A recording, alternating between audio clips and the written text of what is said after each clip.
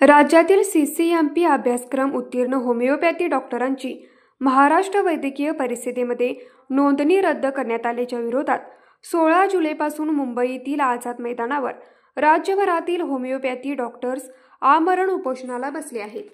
यावेळी उपोषणस्थळी आमदार राजेंद्र पाटील यड्रावकर यांनी भेट देत आंदोलनकर्त्यांची भेट घेतली। यावेळी मुख्यमंत्री देवेंद्र फडणवीस, उपमुख्यमंत्री एकनाथ शिंदे व उपमुख्यमंत्री अजितदादा पवार यांच्याशी चर्चा करणार आहे आणि लवकरच सकारात्मक निर्णयासाठी प्रयत्न करणार असल्याचे सांगितले।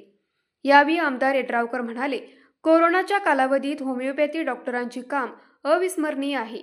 मी राज्यमंत्री असताना कोरोना काळात या डॉक्टरांचे काम मी जवळून पाहिलं आहे। त्यामुळे या डॉक्टरांच्या न्याय हक्कासाठी मी प्रयत्नशील राहणार आहे। डॉक्टरांनी शासनमान्य कोर्स पूर्ण केला आहे, त्यामुळे त्यांना न्याय मिळालाच पाहिजे। न्यूज मराठी 24 कोल्हापूर।